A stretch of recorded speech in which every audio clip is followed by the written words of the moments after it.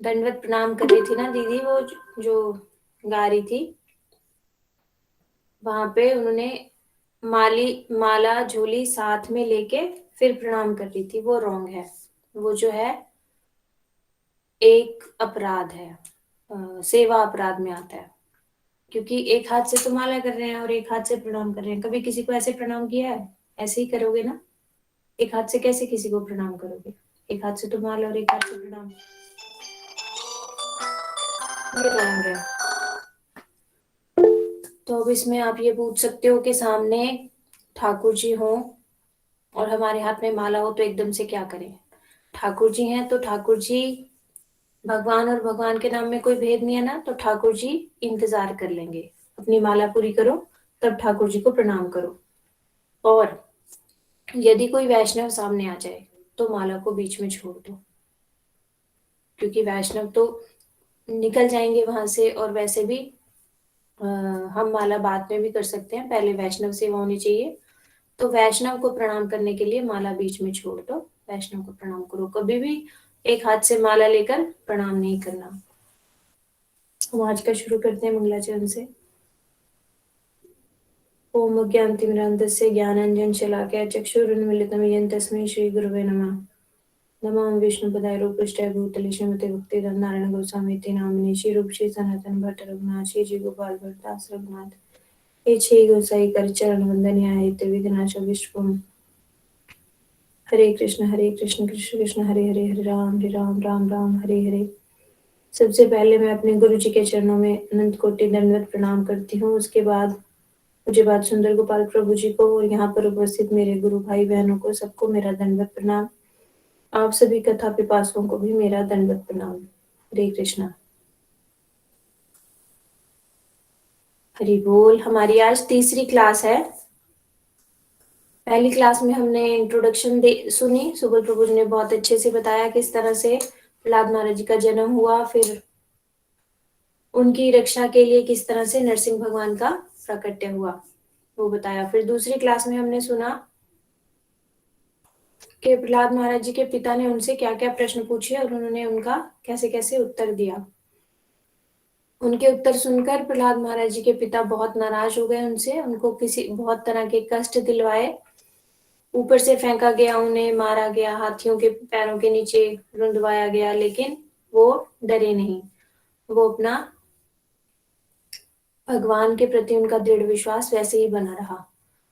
आज की कक्षा में हम सीखेंगे कि पिछली बार फिर हमने सुना कि प्रहलाद महाराज जी ने फिर अपने सहपाठियों को भी बताना शुरू कर दिया कि भगवान की हमें बचपन से ही सेवा करनी चाहिए। हमने दो श्लोक मुख्यतः पिछले क्लास में सीखे। पहला तो ये कि हम सब जो हैं अंधे कुएं में गिरे हुए हैं। जितने भी लोग संसार के धर्म को अपना रहे हैं, शरीर के धर्म को अपना रहे हैं, वो सब अंधे कुएं में गिरे हुए हैं। तो अंधे कुएं से निकलने का केवल और केवल एक ही रास्ता है कि हम कृष्ण भावनामृत हो जाएं, मतलब भगवान की भक्ति करनी शुरू कर दें, हम भगवान को पुकारना शुरू कर दें। तो अब से सबने अपना अपना ध्यान रखना है कि कौन कितना पुकार रहा है भगवान को। 2 माला मतलब 10 मिनट पुकारना, 64 माला मतलब 5-6 घंटे पुकारना। तो जो जितना ज्यादा पुकारेगा उसकी पॉसिबिलिटी उतनी ही ज्यादा होगी उस कुएं से बाहर आने के लिए। तो अपना अपना एनालाइज खुद से करो कि हम कितने घंटे पुकार रहे हैं। इसमें ये है कि हमें ये पता जिस दिन चल जाएगा ना कि हम कुएं में गिरे हुए हैं, उस दिन तो हम 1 मिनट भी नहीं रुकेंगे, लगातार पुकारेंगे। अभी प्रॉब्लम ये आ रही है कि हमें पता ही नहीं है कि हम कुएं में भी गिरे हुए हैं। ये और ज्यादा दयनीय स्थिति है। यदि हमें समझ आ जाए कि हम कुएं में गिरे हुए हैं तो अपने आप को बचाने के लिए चिल्लाएंगे तो, लेकिन यदि पता ही ना चले कि हम कुएं में गिरे हुए हैं तो और ज्यादा दयनीय स्थिति है। तो अपने आप को महसूस करना शुरू करो कि हम यहाँ पर संसार करने तो नहीं आए हैं। हम इस समय इस संसार में अंधे कुएं में फंस गए हैं, भगवान से सहायता के लिए पुकारना है। दूसरा मुख्य श्लोक था, प्रहलाद महाराज जी ने बताया कि बचपन से ही भक्ति करनी चाहिए। तो ये भी हमें सीखना चाहिए कि जिस भी अवस्था में अभी हम हैं उसी दिन से हमें शुरू कर देना चाहिए। कभी इंतजार नहीं करनी चाहिए कि ये काम कर लूं फिर मैं फ्री हो जाऊंगा या हो जाऊंगी फिर मैं भक्ति शुरू करूंगी। नहीं, रोना चाहिए, इतने साल बीत गए अभी तक शुरू नहीं किया। आज की जो फिर वहां पे छोड़ा था हमने कि उन बच्चों ने प्रहलाद महाराज जी से पूछा कि तुमने ये सब सीखा कहाँ, तुम तो हमारे साथ ही रहते हो, सारा दिन तो हमारे साथ ही खेलते हो और यहाँ पर ही पढ़ते हो, तो तुमने ये सब सीखा कहाँ। तो प्रहलाद महाराज जी ने उन्हें बताया कि मैंने अपनी माँ के गर्भ में ही नारद जी से सीखा। तो बच्चे पूछ रहे हैं तुमने और क्या क्या सीखा। तो ये प्रहलाद महाराज जी आज बताएंगे उन्होंने गर्भ में क्या सीखा। ये सारा आत्म तत्व है। आप ये सब गीता जी में भी सुन चुके हो, लेकिन हमें बार बार सुनना पड़ेगा। केवल सुनने से और पढ़ने से ये समझ आ जाएगा ऐसा मत सोचना कभी भी। इसको हमें अनुभूति करना पड़ेगा। और अनुभूति कब होगी? जैसे जैसे हमारा चिद अनुशीलन होगा, तभी ये बातें ना चिन्मय जगत की बातें हैं। ये शरीर की बातें नहीं है, ये आत्मा की बातें हैं जो हमने अभी तक देखी ही नहीं है, अनुभव नहीं की है। तो ये कैसे हमारे हृदय में बैठेंगी? जितनी मात्रा में हम हरि कथा सुनेंगे, हरि नाम करेंगे, गुरु वैष्णवों की सेवा करेंगे। चिद अनुशीलन इसको कहते हैं, मतलब चिन्मय वस्तुओं का अनुशीलन करेंगे, उनकी सेवा करेंगे। तो चिन्मय वस्तु क्या है? भगवान की कथा चिन्मय है, भगवान का नाम चिन्मय है और भगवान के भक्त चिन्मय है। तो इनकी सेवा जितनी जितनी हम करेंगे, नाम की सेवा करेंगे, हरि कथा की सेवा करेंगे, गुरु वैष्णवों की सेवा करेंगे, तो हमारे अंदर ये अनुभूति आएंगी। ये सुनने से पढ़ने से आने वाली विद्या नहीं है। उसको आज सुन लोगे कल भूल जाओगे। इसको टिकाना है। जैसे जैसे आग जलाती है, ये हमने सीख लिया, पता सुन लिया, पढ़ लिया, लेकिन जब तक हमारा हाथ नहीं जलेगा तब तक हम आग से डरेंगे नहीं। जिस दिन एक बार हाथ जल गया फिर हम आग से दूर रहेंगे। अनुभूति हो गई ना? तो इसी तरह इन सब की हमें अनुभूति करनी है। इनको बहुत ध्यान से सुनना है और रोज रात, मतलब रोज अपने दिमाग में ये रखनी है, बातें याद करवाना है अपने दिमाग को बार बार। अरे मूर्ख, तू ये शरीर नहीं, तू ये आत्मा है। आत्मा के लिए तूने क्या कर्म किए? शरीर के लिए ही सारा दिन कर्म करोगे, सारी एनर्जी शरीर के लिए ही दोगे, तो शरीर ही याद आएगा। आत्मा के लिए भी कुछ कर्म करने हैं। तो सबसे पहला प्रश्न उनका था, उनके सहपाठियों का, कि हम तो इतने छोटे छोटे बालक हैं, हमें कैसे ये समझ आएंगी इतनी सारी बातें। तो उन्होंने बताया, ये बहुत अच्छे से याद कर लो, हम भी छोटे बच्चे हैं, ये हमारा ही प्रश्न है, ये सब बातें हमारे अंदर टिकेंगी कैसे, कैसे हमें समझ आएंगी? तो उन्होंने आंसर दिया, प्रहलाद महाराज जी ने कहा, हे मित्रों, यदि तुम मेरी बातों पर श्रद्धा करो तो तुम भी उसी श्रद्धा से मेरे ही समान दिव्य ज्ञान को समझ सकते हो।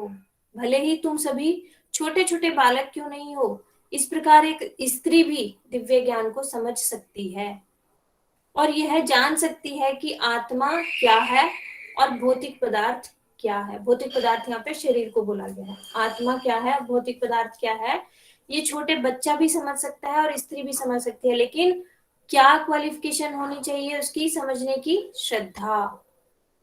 यदि हम हरि कथा सुने और हमें श्रद्धा ही ना हो, ये शास्त्र की बात हम पढ़ रहे हैं और ये श्रद्धा ही नहीं है कि शास्त्र जो है ये भगवान ने हमारे लिए लिखे हैं और ये बात 100% राइट है, ये श्रद्धा ही नहीं होगी, तो हम सुनेंगे इस कान से और इस कान से निकल जाएगा। जब श्रद्धा होगी तो ये इस कान से हृदय में जाएगा।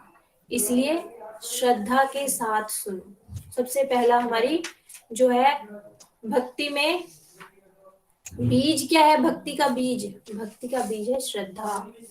श्रद्धा होगी तो बीज जो है एक दिन फलीभूत होगा, और श्रद्धा ही नहीं होगी तो बीज फलीभूत नहीं हो सकता। फिर दूसरा उन्होंने बताया, उन्होंने सबसे पहले बता दिया कि कैसे सुनना है, श्रद्धा के साथ सुनना है। फिर आगे बताया, जिस प्रकार वृक्ष के फलों और फूलों में काल क्रम से 6 प्रकार के परिवर्तन आते हैं, जन्म, अस्तित्व, वृद्धि, रूपांतर, क्षय और अंत में मृत्यु, उसी प्रकार विभिन्न परिस्थितियों में आत्मा का जो भौतिक शरीर प्राप्त होता है उसमें भी ऐसे ही परिवर्तन आते हैं।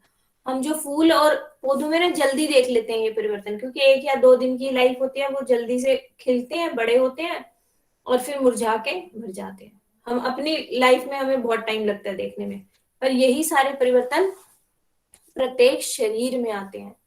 आत्मा में ये परिवर्तन नहीं आते। ये 6 परिवर्तन हैं। कौन कौन से? जन्म, अस्तित्व, वृद्धि, रूपांतर, क्षय, अंत में मृत्यु। मतलब हमारा सबका जन्म होता है, फिर हमारा जन्म होता है, फिर अस्तित्व मतलब हमारा एक, हम दिखाई देते हैं, मतलब हैं हम, जन्म होने के बाद हमारा अस्तित्व होता है, और फिर हम बढ़ने शुरू हो जाते हैं ना, बच्चा जन्म लेता है, वो दिखाई देता है, फिर वो बढ़ना शुरू हो जाता है, वृद्धि, और फिर रूपांतर। फिर क्या है? वृद्धि के बाद उसके अंदर चेंज शुरू हो जाता है, रूपांतर, क्षय, फिर क्षय, और फिर मृत्यु। ये 6 विकार हैं सभी शरीरों के। उन्होंने बोला ये 6 विकार आत्मा के नहीं है, ये शरीर के हैं। आगे फिर वो बता रहे हैं, आत्मा परमेश्वर या जीवों का सूचक है, ये दोनों ही आध्यात्मिक हैं। आत्मा और परमात्मा दोनों ही आध्यात्मिक हैं, जन्म और मृत्यु से मुक्त है तथा क्षय से रहित है। जो क्षय हो रहा है वो किसका हो रहा है? शरीर का हो रहा है। भौतिक कल्मश से भी मुक्त है। ये व्यष्टि है, ये बाह्य शरीर के ज्ञाता है, प्रत्येक वस्तु के आश्रय या आधार है। जो आत्मा है वही इस शरीर का आधार है। कैसे समझोगे? जैसे एक हैंगर पे हम कोट टांगते हैं ना, कोई कपड़ा टांगते हैं, तो वो ऐसे शेप में रहता है, और जैसे ही उसके अंदर से हैंगर हम निकाल देते हैं, वो कैसे ऐसे ऐसे एकदम से गिरेगा ना। तो उस कपड़े की शेप किसके द्वारा थी? उस हैंगर के द्वारा थी, जिसपे हमने उसे टांग रखा था। वो हैंगर हटने के साथ ही वो कपड़ा ऐसे शेपलेस होके गिर गया ना। इसी तरह हमारा शरीर आज ये खड़ा है, शेप में दिखाई दे रहा है, किसकी वजह से? आत्मा की वजह से। आत्मा निकलते के साथ ही एकदम से धड़ाम करके हम ऐसे गिर जाते हैं ना। 1 सेकेंड भी हम ऐसे बैठ नहीं सकते, खड़े नहीं हो सकते, और धीरे धीरे ये शरीर फिर क्षय भी, मतलब अगर इसको जलाया नहीं गया, इसकी कुछ क्रिया नहीं गया, तो ये एक खत्म भी हो जाता है, जिसे कहते हैं ना सड़ जाना, क्षय हो जाना। तो ये शरीर किससे चल रहा है? शरीर का आधार क्या है? आत्मा है। ये भौतिक परिवर्तन से मुक्त है, और जो वो जन्म मृत्यु जो हुए, वृद्धि हुई, वो किसकी हुई? शरीर की हुई, आत्मा की नहीं हुई। ये आत्म प्रकाशित है। आत्मा को कोई प्रकाशित नहीं कर सकता। शरीर को आत्मा प्रकाशित करती है, लेकिन आत्मा को कोई प्रकाशित नहीं कर सकता। ये आत्म प्रकाशित है, ये समस्त कारणों के कारण है और सर्वव्यापी है। शरीर का कोई कारण है, शरीर का कारण कौन है? कर्म। लेकिन आत्मा का कोई कारण नहीं है, समस्त कारणों के कारण है और सर्वव्यापी है। इन्हें भौतिक शरीर से कोई सरोकार नहीं रहता, अतः वे सदैव अनाकृष्ट रहते हैं। इस दिव्य गुणों से युक्त जो मनुष्य वास्तव में विद्वान है, उसे जीवन का भ्रांत धारणा का परित्याग करना चाहिए, जिससे वह सोचता है मैं भौतिक शरीर हूं, इस शरीर से संबंधित प्रत्येक वस्तु मेरी है। जो हमारी बीमारी की मुख्य जड़ है वो यही है कि हमने अपने आप को शरीर समझ लिया और शरीर से संबंधित सारी वस्तुओं को अपना समझ लिया। वो कह रहे हैं जो बुद्धिमान पुरुष है वो सबसे पहले यहीं पे जो है ना उसका इलाज करता है, अपने आप को समझाता है मैं शरीर नहीं हूं। जब मैं शरीर नहीं हूं तो मेरे शरीर से रिलेटेड वस्तुएं भी मेरी नहीं होंगी ना। फिर आगे वो समझा रहे हैं, जैसे एक दक्ष भूविज्ञानी होते हैं जिनको जमीन से पता चल जाता है कि इसमें ये उपजाऊ है कि ये बंजर है। भूविज्ञानी मतलब जमीन के वैज्ञानिक। भूविज्ञानी समझ सकता है सोना कहाँ पर है और उसे स्वर्ण खनिज में से विविध विधियों द्वारा निकाला जा सकता है। भूविज्ञानी को समझ आ सकता है, ऊपर से देख के थोड़ी सी वो जांच करेगा मिट्टी की और वो समझ जाएगा कि यहाँ पे नीचे सोना निकल सकता है। इस प्रकार आध्यात्मिक रूप में अग्रसर व्यक्ति यह समझ सकता है कि शरीर के भीतर किस तरह आध्यात्मिक कण विद्यमान है। जिस प्रकार भूविज्ञानी भूमि के नीचे पड़ा हुआ सोना पहचान सकता है, उसी प्रकार समझदार व्यक्ति भी इस शरीर के अंदर जो एक चेतना वाला आध्यात्मिक कण है उसको देख सकता है कि ये शरीर चल किसकी वजह से रहा है, वो समझ सकता है। इस प्रकार आध्यात्मिक ज्ञान के अनुशीलन द्वारा वह सिद्धि प्राप्त कर सकता है।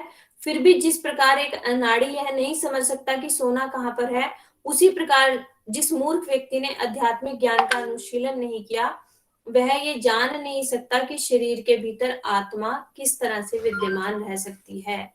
जैसे मूर्ख व्यक्ति ये नहीं जान सकता कि इस मिट्टी में सोना है कि नहीं, उसी तरह मूर्ख व्यक्ति, कुछ लोग मानते नहीं ना, कुछ लोग कहते हैं कि किसने देखा आत्मा है कि नहीं है, बस ये शरीर है, ये अपने आप। साइंस यही कहती है ना कि रिएक्शंस हुए और फिर वो छोटा एक सेल का बना, फिर 2 सेल का बना, ऐसे ऐसे करके इवोल्यूशन हो के आदमी से जो है इंसान बन गया। ये मूर्ख लोगों का विचार है। आगे और समझाएंगे। फिर ये शरीर कैसा है, अब शरीर के बारे में बता रहे हैं। शरीर किससे बना है?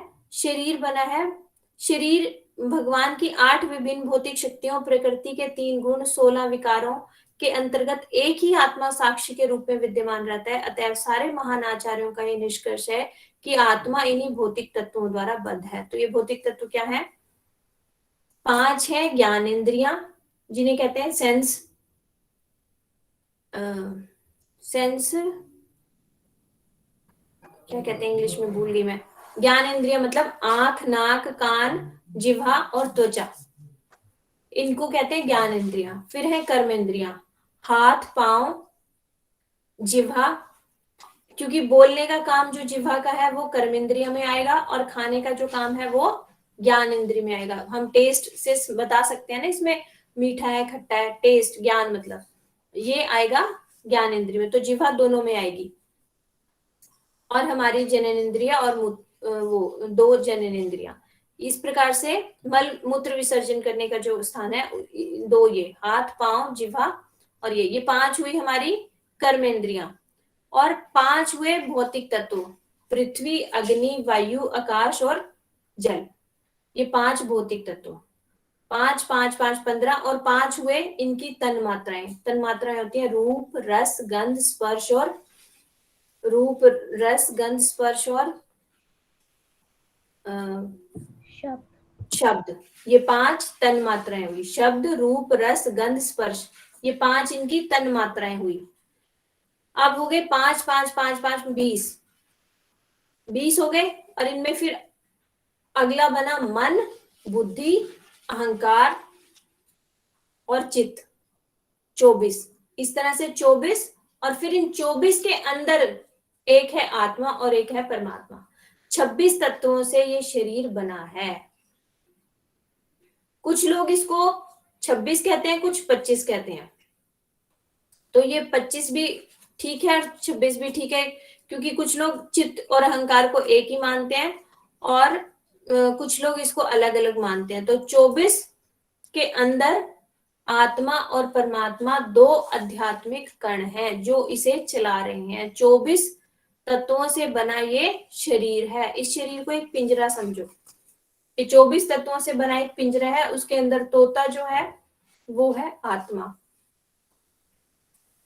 आगे और समझा रहे हैं। प्रत्येक जीवात्मा के 2 प्रकार के शरीर होते हैं, ये सब आप सीख चुके हो पहले से।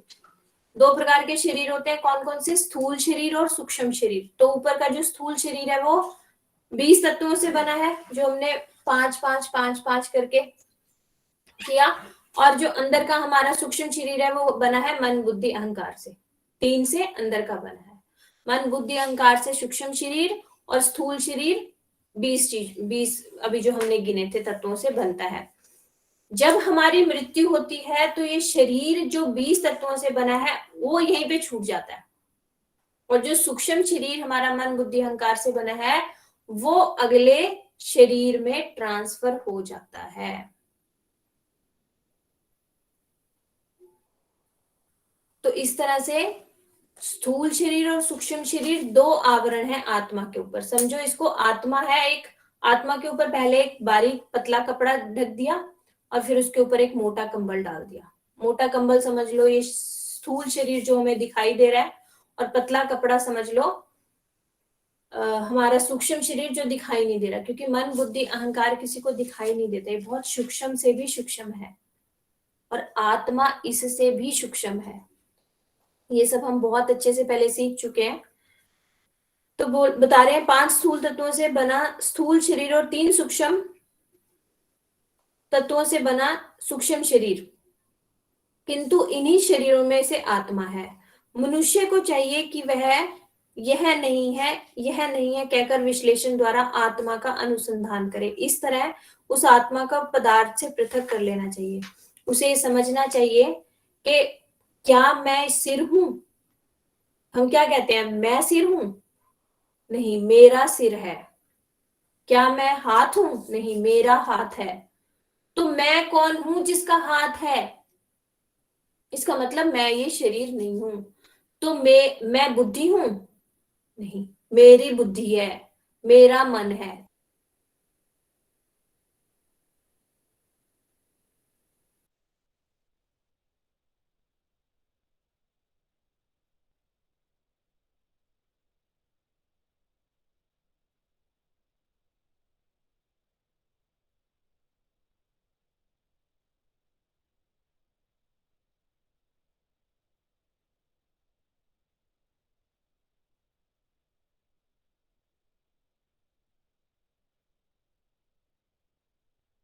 आवाज नहीं आ रही दीदी। हरे कृष्णा दीदी, शायद उनका इंटरनेट का कुछ प्रॉब्लम हुआ है, वो अभी आ जाएंगे। ओके।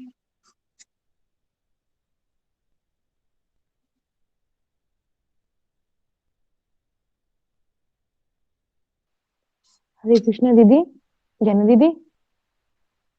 हाँ जी दीदी। दीदी 5 कर्मेंद्रियां माता ने कौन सी बताई थी?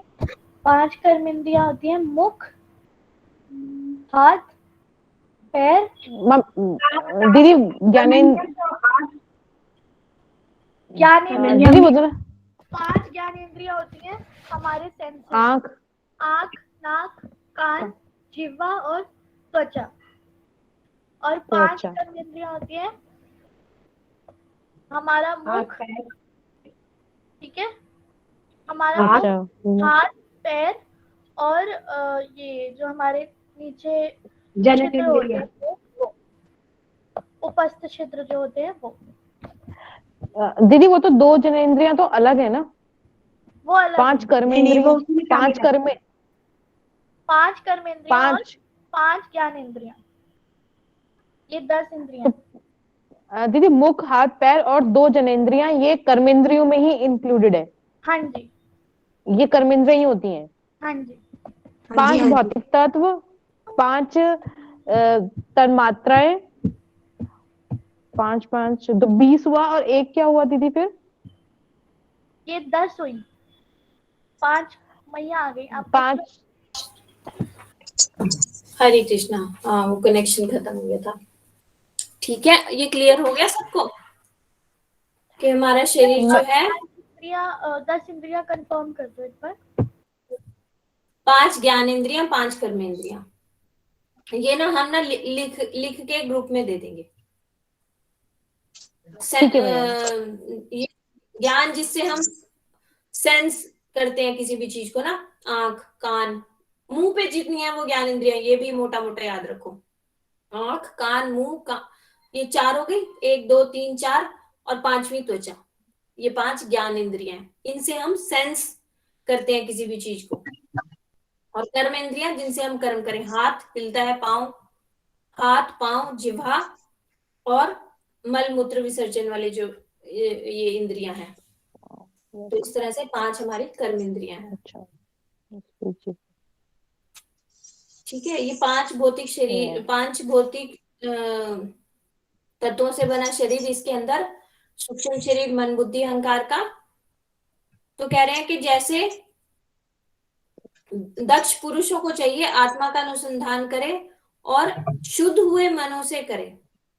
आत्मा का अनुसंधान हम संसार में रह के नहीं कर सकते, पहले हमें अपना मन शुद्ध करना पड़ेगा।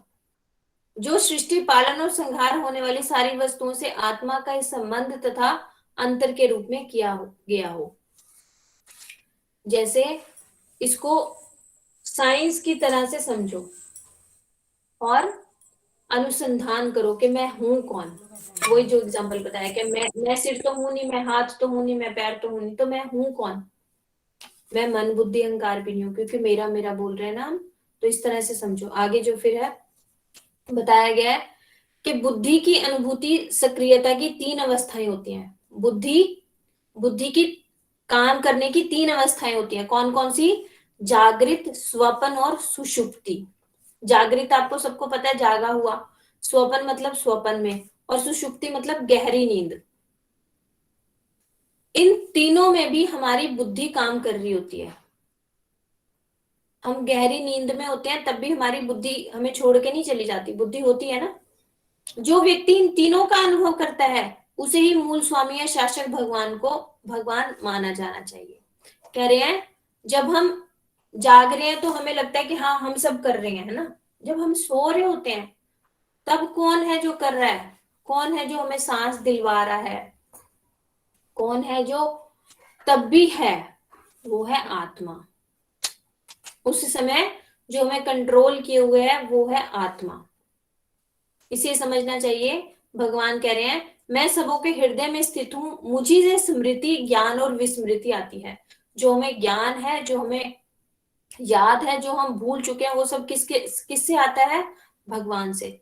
सारे जीव अपने बुद्धि के कारण जागृत, सुप्त और स्वप्न इन 3 अवस्थाओं में लीन रहते हैं। यह बुद्धि उन भगवान द्वारा प्रदत्त होती है जो मित्र के रूप में आत्मा के साथ रहते हैं। यहाँ पे एक और हमें पता चला कि आत्मा तो है ही हमारे साथ, आत्मा के साथ एक परमात्मा भी यहाँ पर बैठे हैं जो मित्र के रूप में रहते हैं। श्री मध्वाचार्य जी कह रहे हैं जब जीव की बुद्धि सुख दुख के कार्यकलापों को के ऊपर अनुभव करके सक्रिय होती है। अभी हम अपनी बुद्धि को सारा दिन किस में लगाते हैं?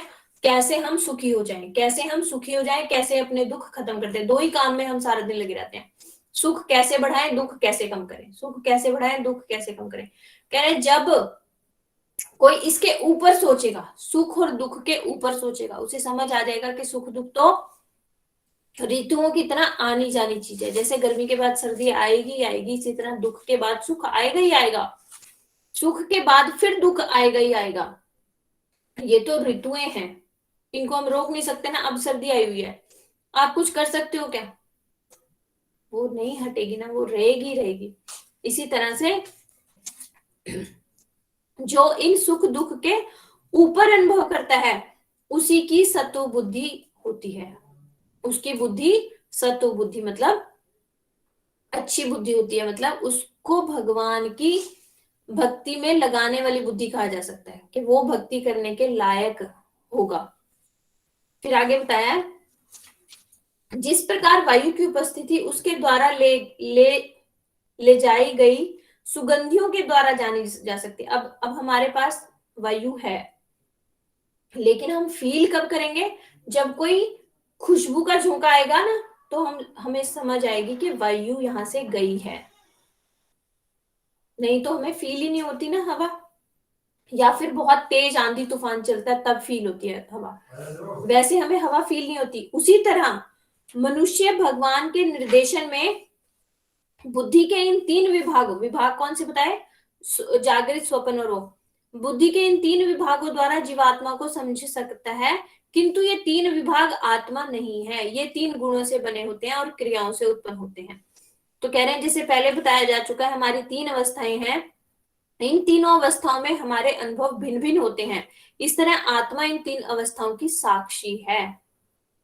आत्मा इन 3 अवस्थाओं की साक्षी है। जिस प्रकार सुगंध अपनी महक से भिन्न होती है, उसी प्रकार आत्मा भौतिक क्रियाओं से अनासक्त रहकर ऐसा विश्लेषण वही करता है जो परमेश्वर के चरण कमलों में शरणागत हो। जिस तरह से हवा और वो खुशबू जो लेके गई वो खुशबू अलग है और हवा अलग है ना, इसी तरह ये जो शरीर है और वो शरीर को चलाने वाली आत्मा दो अलग अलग है। जैसे हवा खुशबू को ढो रही है ना, इधर से इधर लेके गई, इसी तरह हमारी आत्मा भी इस शरीर को ढो रही है, चला रही है। आत्मा अलग है, शरीर अलग है। फिर आगे वो समझा रहे हैं संसार क्या है। ये संसार क्या है? दूषित बुद्धि के कारण मनुष्य को प्रकृति के गुणों को सहना पड़ता है। प्रकृति के गुण हम कब सहते हैं? जब हमारी बुद्धि दूषित हो जाए। दूषित हो जाए मतलब हम अपने आप को शरीर समझ लें और शरीर से संबंधित सारी वस्तुएं हमारी हो, तो हम संसार, तो कह रहे हैं दूषित बुद्धि के कारण मनुष्य की को प्रकृति के गुणों को सहना पड़ता है और इस प्रकार वह भव बंधन में पड़ जाता है। इस संसार को जिसका कारण अज्ञान है, संसार का कारण क्या है? अज्ञान। उसी प्रकार अवांछित और नश्वर मानना चाहिए जिस प्रकार स्वप्न अवस्था में मनुष्य को कष्ट भोगना पड़ता है। जैसे कोई सो रहा है और उसको लग रहा है कि उसका गला काट दिया, तो बहुत रोता है, चिल्लाता है, दर्द भी फील होता है कि हाँ हाँ कट रहा है, और जैसे उसकी नींद खुलेगी वो सामने खड़ा होगा, देखेगा गला तो ठीक है, वो खत्म ना। एक सेकंड में, एक सेकंड पहले जो वो इतना रो रहा था, चिल्ला रहा था, और जैसे ही उसकी नींद टूटी वो सारा दुख दर्द खत्म ना। इसी तरह ये संसार है। इस संसार को एक सपना समझो। जब तक हम अपने आप को शरीर समझ रहे हैं, इस शरीर से संबंधित सारी वस्तुओं को अपना समझ रहे हैं, तो ये दुख दर्द भी सब मेरा है। हम मृत्यु से डर रहे हैं, क्यों? क्योंकि शरीर की मृत्यु होगी, आत्मा की तो होगी नहीं। जिस दिन हमने सोच लिया हम तो आत्मा है, हम शरीर है ही नहीं, तो मृत्यु का डर एकदम से खत्म ना। हम अपने सगे संबंधियों के लिए डरते हैं, अरे उनके कुछ ना हो जाए, ये ना हो जाए, वो ना हो जाए। जिस दिन हमें समझ आ गया अरे मैं ही ये शरीर नहीं हूं, तो मेरे से संबंधित ये शरीर भी तो ये आत्माएं हैं, जैसे मैं आत्मा तो ये आत्मा, तो आत्मा तो न जन्मती है न मरती है, शरीर है। जिस दिन इनके प्रारब्ध खत्म होंगे ये चले जाएंगे, वो सब दुख सुख सब खत्म। जैसे सपने में हम डरते हैं और जागते ही वो सब दुख दर्द खत्म हो जाता है, इसी तरह से जैसे जैसे हमें आत्मज्ञान आएगा ये दुख दर्द हमारा अपने आप चला जाएगा, सपने की तरह। फिर उन्होंने बोला कि अब हे असुर पुत्रों, तुम्हारा कर्तव्य है कि कृष्ण भावनामृत को ग्रहण करो, जो प्रकृति के गुणों द्वारा कृत्रिम रूप से उत्पन्न सकाम कर्मों के बीज को दग्ध कर देता है। एक केवल और केवल भक्ति एक ऐसा रास्ता है जिससे हमारे कर्मों के बीज भी खत्म हो सकते हैं। यहां से ही समझो, कर्म के फल स्वरूप हमें ये शरीर मिलता है और हम सुख दुख भोगते हैं। कर्म, हमने कर्म वाले चैप्टर में भी ये बहुत सारा कुछ पढ़ा है, कूट बीज ये सब होते हैं। बीज रूप में भी कुछ कर्म पड़े हैं जो आगे जाके फलीभूत होंगे। कूट रूप में मतलब पहाड़ खड़ा है उन ऐसे हमारे कर्मों का जो हमें करनी है। लेकिन यदि हम भक्ति करने लग जाएंगे ना, तो वो कर्मों के बीज जो पड़े हैं, जो भी आगे जाके फलीभूत होंगे, वो भी नष्ट हो सकते हैं। गुरुजी उदाहरण देते थे, जैसे चना है, अगर आप ऐसे ही डाल दोगे मिट्टी में तो वो उगेगा ही उगेगा ना। यदि वही चने को यदि तुम भून दोगे तो कितना ही मिट्टी में गाड़ लो, उपजाऊ भूमि में, उसमें वो भी डाल लो, खाद भी डाल लो, पानी भी डाल दो, वो कभी नहीं उगेगा। भुना हुआ चना कभी नहीं उगता ना। इसी तरह हमारे जो कर्मों के बीज हैं वो भी दग्ध मतलब वो भी जल जाएंगे, और ये केवल और केवल भक्ति से हो सकता है। और किसी रास्ते से हमारे कर्मों के बीज नहीं खत्म हो सकते। भाई जो भोग रहे हैं चलो उसमें थोड़ी सी रिलैक्सेशन हो सकती है, तुम कर्मा वो करने शुरू कर दो सकाम कर्म, तो उसमें थोड़ी बहुत रिलैक्सेशन हो सकती है। लेकिन जो पड़े हैं, और वो रिलैक्सेशन भी ना ऐसे होती है कि अभी ना मिलके 5 साल बाद मिल जाएगा, ऐसा नहीं होता कि खत्म हो गया। लेकिन भक्ति से तो कर्मों के बीज भी खत्म हो सकते हैं। फिर आगे उन्होंने अभी अब हमने समझा संसार क्या है। संसार एक सपना है। जैसे ही हमें हम जाग जाएंगे, ये संसार छूट जाएगा। तो ये संसार कैसे छूटेगा आगे बताया। भौतिक जीवन से छूटने के लिए जितनी विधियां संस्तुत हैं उनमें से वह एक जिसे स्वयं भगवान ने बताया है उसे स्वीकार किया है, उसे सभी तरह से पूर्ण समझना चाहिए। वह विधि है कर्तव्य का संपन्न किया जाना, जिसे परमेश्वर के प्रति प्रेम उत्पन्न होता है। अब ये विधि हम आगे पढ़ेंगे। यहाँ पे हमने ये समझा कि जो भगवान ने विधि बताई है उसी का पालन करना चाहिए। और विधि क्या है, ये 2 श्लोक ना श्लोक ऑफ द वीक में हमें याद करने हैं। गुरु शुश्रया भक्त्या सर्वलब्धार्पणे च संगेन साधु भक्ता नामेश्वर आराधनेन च श्रद्धया तत्कथायां च कीर्तने गुण कर्मणाम तत्पदाम्बुरुः ध्यानात् तत् लिंग इक्ष अहरण अधिभी।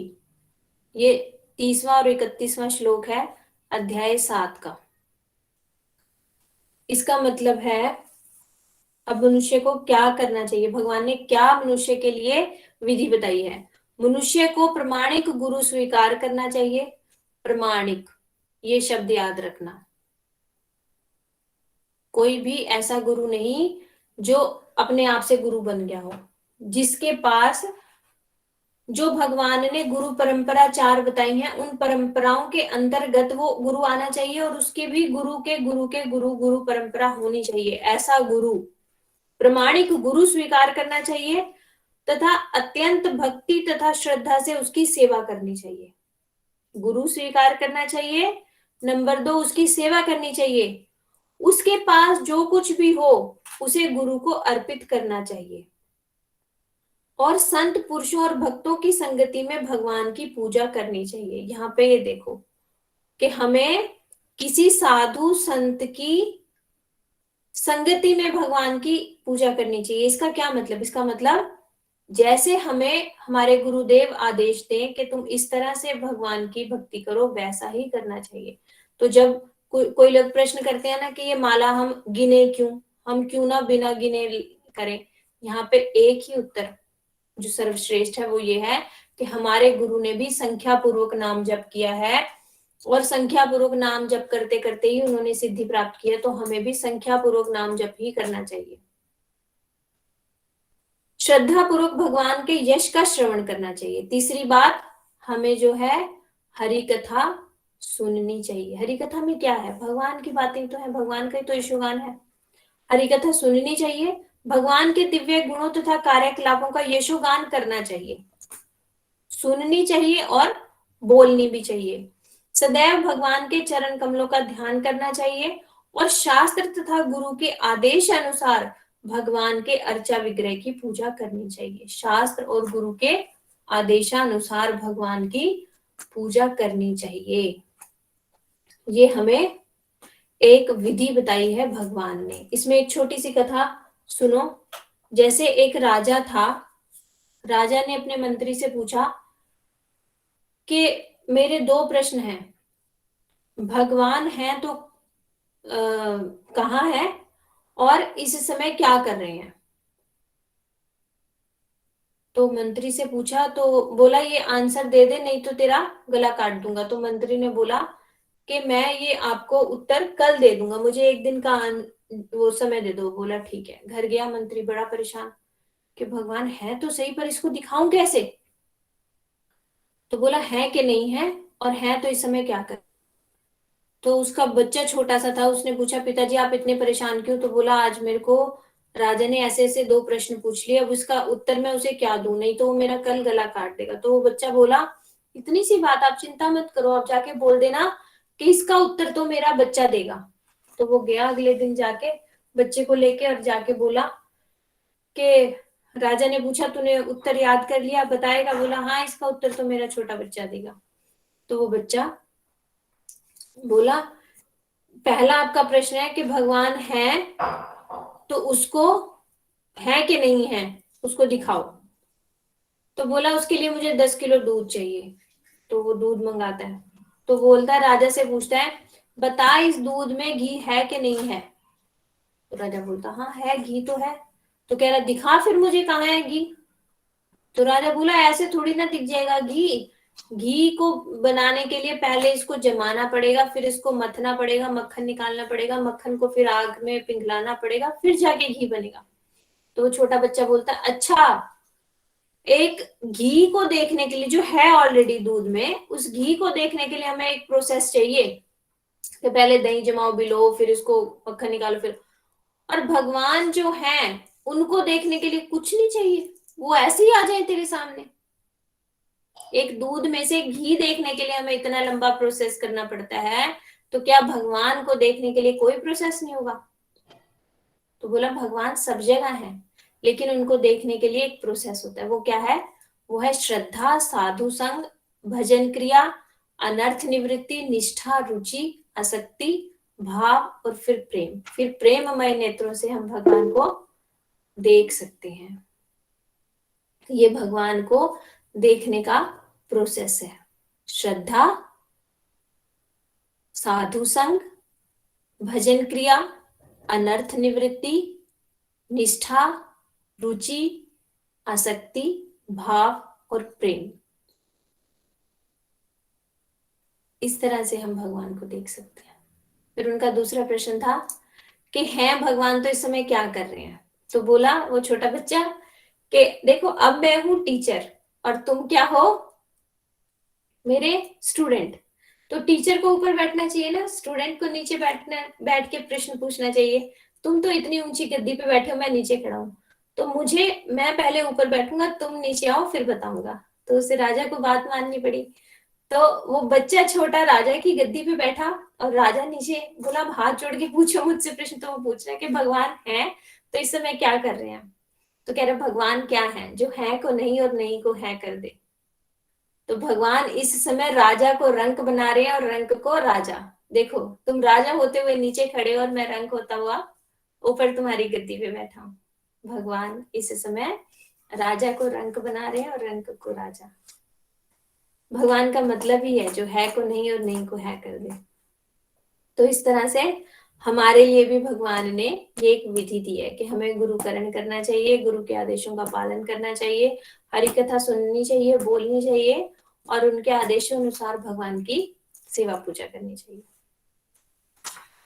फिर आगे है, उन्होंने बताया कि मनुष्य को चाहिए भगवान को उनके अंतर्यामी स्वरूप में परमात्मा की तरह सदैव स्मरण करें, जो प्रत्येक व्यक्ति के हृदय में स्थित है। इस प्रकार उस जीव की स्थिति या स्वरूप के अनुसार प्रत्येक जीव का आदर करना चाहिए। प्रत्येक जीव के अंदर हमें ये समझना चाहिए इसमें भगवान है। भगवान समझ के हमें किसी का भी निरादर नहीं करना चाहिए। उसके अंदर भगवान है ना, इसलिए किसी भी जीव का निरादर नहीं करना चाहिए। आगे भगवान प्रहलाद महाराज जी ने बड़ा अच्छा वो दिया है। ये हम सबका प्रश्न है, काम क्रोध कैसे खत्म होगा, है ना, हमारी सबकी बड़ी प्रॉब्लम है, क्रोध कैसे खत्म होगा। उसका आंसर दिया है इन उपर्युक्त कार्यकलापों द्वारा। उपर्युक्त कार्यकलाप कौन से बता दिए कि हमें प्रत्येक जीव के अंदर भगवान देखना चाहिए। बोले उपर्युक्त कार्यकलापों द्वारा मनुष्य काम क्रोध लोभ मोह मत्सर को दमन करने में समर्थ होता है और ऐसा कर लेने पर वह भगवान की सेवा कर सकता है। इस प्रकार भगवान की प्रेमा भक्ति को निश्चित रूप से प्राप्त कर लेता है। तो हमने जो भी काम बताए ना कि गुरुकरण करके गुरु के आदेशानुसार भगवान की भक्ति करना और सारे जीवों के अंदर आत्मा और परमात्मा दोनों को देखना। यदि हम आत्मा और परमात्मा दोनों को देखने लग जाएंगे ना सामने वाले जीव के अंदर, तो हम उस पर क्रोध कैसे चिल्ला कैसे सकते हैं। अभी हमारी प्रॉब्लम ही ये है कि हमें सामने वाले का शरीर दिखाई दे रहा है, उसके अंदर बैठी आत्मा और परमात्मा हमें नहीं दिखाई दे रही। जिस दिन हमें दूसरे के अंदर भी परमात्मा बैठे हैं ये फील होना लग जाएगा ना, तो हम किसी को भी गुस्सा कर ही नहीं सकते, किसी को भी ठग नहीं सकते। हम काम क्रोध लोभ मोह है ना, ये सब हमारे चले जाएंगे जिस दिन हमें दूसरे व्यक्ति के अंदर भी परमात्मा बैठे दिखने लग गए। फिर आगे बताया है कि ऐसे भक्त की कैसी स्थिति हो जाती है, जिसको प्रत्येक व्यक्ति के अंदर परमात्मा दिखने लग जाए, अपनी आत्मा का ज्ञान हो जाए, ऐसा भक्त की कैसी स्थिति होती है? जब भक्त प्रेत ग्रस्त व्यक्ति के समान बन जाता है। प्रेत ग्रस्त मतलब जैसे भूत लग जाता है ना, किसी को प्रेत आ जाता है, तो भक्त ऐसा हो जाता है। कभी वह हंसता है और कभी उच्च स्वर से भगवान के गुणों के विषय में कीर्तन करता है। कभी वह ध्यान करने बैठता है और कभी प्रत्येक जीव को भगवान का भक्त मानते हुए प्रणाम करता है। तेज सांस लेता हुआ सामाजिक शिष्टाचार की परवाह नहीं करता और पागल व्यक्ति की तरह जोर जोर से हरे कृष्ण हे भगवान हे ब्रह्मांड के स्वामी का उच्चारण करता है। प्रेमी भक्त की ये दशा होती है, जिसमें उसे शरीर का कुछ ज्ञान ही नहीं रहता। वो आत्मा के स्तर पे आ चुका होता है। ये शरीर का क्या हो रहा है उसे पता ही नहीं चलता। आगे आगे हम चैतन्य चरितमृत सुनेंगे ना, उसमें महाप्रभु के अंदर देखा गया है कि महाप्रभु हा कृष्ण कहते ही ऐसे खड़े खड़े ही ना डंडे के समान धड़ाम से ऐसे गिरते थे। ऐसे मतलब उन्हें इतना होश नहीं था कि मैं ऐसे गिर रहा हूं पछाड़ खा के, मेरा सर फट जाएगा या मेरे साथ क्या होगा, ऐसे पछाड़ खा के गिर जाते थे। हे गोपाल हे गोविंद कृष्ण बोलते, कृष्ण नहीं बोल पाते थे वो, क क क क क क क कृष्ण, कृष्ण से आगे न बोल ही नहीं पाते थे। इतना बोलते के साथ ही वो ऐसे गिर जाते थे। ये है प्रेम की स्थिति। यदि हमें ये आभास है कि अरे यहां से मैं गिरूंगा, बच के गिरूं, संभल के गिरूं, तो समझो हम शरीर के स्तर पे हैं, अभी आत्मा के स्तर पे आए ही नहीं। और भगवान से प्रेम जो होता है वो आत्मा के स्तर से होता है, शरीर से भगवान से प्रेम हो ही नहीं सकता। शरीर तो एक माध्यम है, जैसे कार है ना, हमें कहीं जाना है तो कार में बैठ के हम वहां चले जाते हैं, लेकिन जाएंगे तो हम ना, हम गए, कार एक माध्यम थी हमें ले जाने के लिए। उसी तरह ये शरीर तो एक माध्यम है भक्ति करने का। शरीर से भगवान तक नहीं पहुंचा जा सकता। और महाप्रभु को जब याद आती थी ना, तो उनके हाथ पैर सारे कछुए की तरह अंदर हो जाते थे, मतलब उनके जॉइंट्स खुल जाते थे, जो ये जॉइंट होते हैं ना, और कभी कभी उनके हाथ इतने इतने लंबे हो जाते थे, ये जॉइंट्स खुल जाते थे। मतलब विकार आता है, पहले रोना आता है, अश्रु आते हैं, पुलक मतलब हमारे रोमांच आ जाता है, कई बार ऐसा होता है ना, गूज बम्स जिनको कहते हैं, वो सब आ जाता है। वो तो इस त्वचा के विकार है। इस त्वचा के अंदर हड्डियों में भी विकार आ जाना, सोचो आप कितनी बड़ी बात है। ऐसे विकार आते हैं। आगे उन्होंने बताया भगवान की शरण ग्रहण किस अवस्था में हो सकती है? तब भक्त सारे भौतिक कलमश से मुक्त हो जाता है। जो वो अवस्था आती है ना जिसमें उसे शरीर की होश ही नहीं, उस समय सारे भौतिक कलमश से मुक्त हो जाता है, क्योंकि निरंतर भगवान की लीलाओं के विषय में सोचता रहता है और मन तथा शरीर आध्यात्मिक गुणों में बदल जाते हैं। और उनकी उत्कट भक्ति के कारण उसका अज्ञान, भौतिक चेतना, समस्त प्रकार की भौतिक इच्छाएं जलकर भस्म हो जाती हैं। अन्याभिलाषिता शून्य तब होता है जब शरीर की होश ही नहीं। जब तक शरीर हूं मैं, मेरे को पता है ये शरीर है, तो इच्छाएं भी रहेंगी। उसका अज्ञान, भौतिक चेतना, समस्त प्रकार के भौतिक इच्छाएं जलकर भस्म हो जाती हैं। यही वह अवस्था है जब मनुष्य भगवान के चरण कमलों की शरण प्राप्त कर सकता है।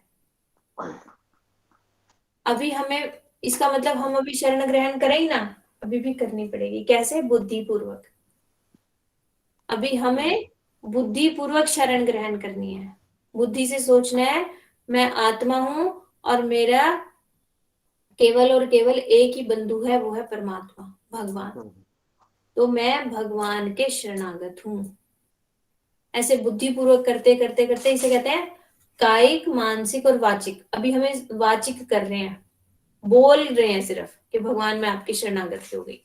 एक दिन ये कायिक होगा, मतलब शरीर से।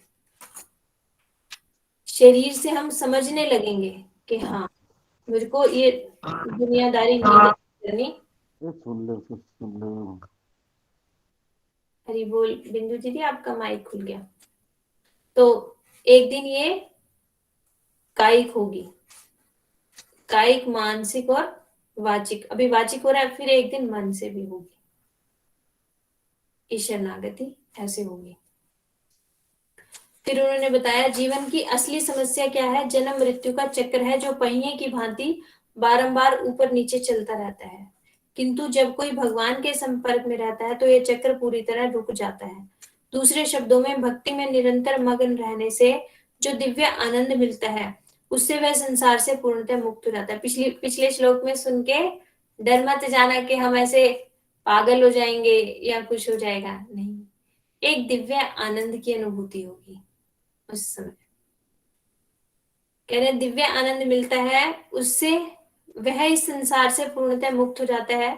सारे विद्वान इसे जानते हैं। अतएव मित्रों, हे असुर पुत्रों, तुम सभी लोग तुरंत अपने अपने हृदय में स्थित परमात्मा का ध्यान और पूजन प्रारंभ कर दो। फिर आगे उन्होंने बताया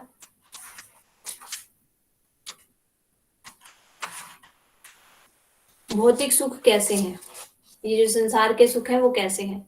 मनुष्य का धन, सुंदर स्त्री, सखियां, उसके परिवार, उसके पुत्र और पुत्रियां, उसका घर, उसके घरेलू पशु, गाय, हाथी, घोड़े, उसका खजाना, आर्थिक विकास और इंद्रिय तृप्ति, यहाँ तक कि उसकी आयु जिसमें वह इन भौतिक ऐश्वर्यों का भोग कर सकता है, निश्चित रूप से क्षण भंगुर और नश्वर है।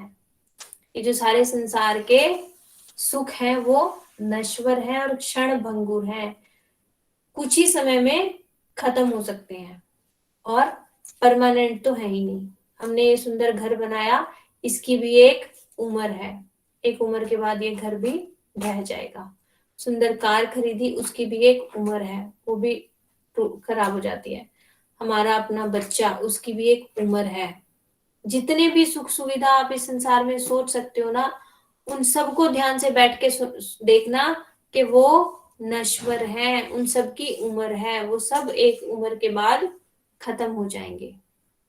यहाँ तक कि हमारी खुद की भी उम्र है। चूंकि मनुष्य क्षणिक है, अतएव ये सारे भौतिक ऐश्वर्य ऐसे समझदार व्यक्ति को कौन सा लाभ पहुंचा सकते हैं जिससे अपने आप को शाश्वत समझ रखा है। कह रहे हैं हमारी प्रॉब्लम यह है कि हम अपनी मृत्यु को भूल गए हैं। हम सोचते हैं कि हम तो हमेशा रहेंगे और ये जो सुख के साधन है हम उनको प्राप्त करने के लिए चेष्टाएं करते रहते हैं, क्योंकि हमारा तो कहीं नाश होने नहीं वाला, तो ये सुख के साधन हमारे साथ हमेशा रहेंगे।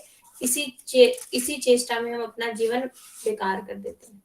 ये याद रखना चाहिए, हमारी आयु भी क्षण भंगुर है, कभी भी खत्म हो सकती है, और ये संसार के सुख जिनको हम इकट्ठा कर रहे हैं ये भी क्षण भंगुर है। एक अभी पीछे हुआ था ना गुजरात में, क्या आया था तूफान, भूकंप आया था, तो कितने लोगों ने कितने मेहनत से वो मकान बनाए होंगे, एक भूकंप के झटके में ताश के पत्ते की तरह गिर गए ना सब। तो ये सब चीजें जिन्हें हम सुख मान के बैठे हैं ये क्षण भंगुर है, कभी भी खत्म हो सकती हैं।